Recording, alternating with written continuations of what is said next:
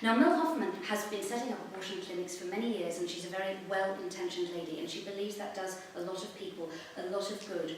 But the ethic by which she declares that she has the right to abort unborn human babies is this, and it says it in the introduction to her book.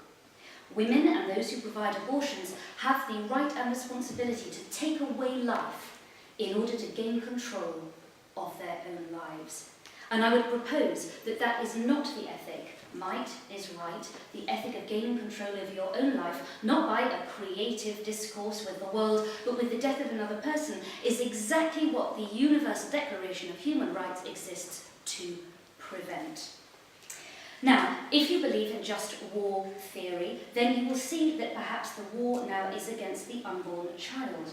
Now, George Orwell said that, in his brilliant essay on the English language, that if you want to abuse people, you first have to abuse the language. You have to undergo a little bit of verbal engineering to convince people that some people are not people, they are not persons. Now, one day a young man was working in a lab, and he received a parcel, and inside was a human baby.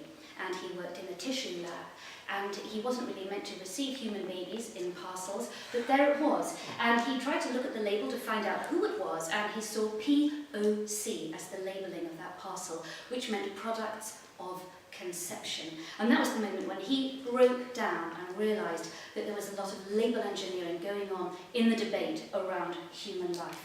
And that was the turning point for him. Now, how is it that we can say whether a human being is a human person?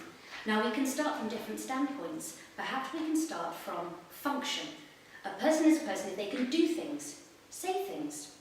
Now, we know that an unborn baby can have brain waves at 25 days, a beating heart at 21, at 20 weeks can recognise the theme tune from EastEnders. If that's a sign of consciousness, that's a debate we can have later.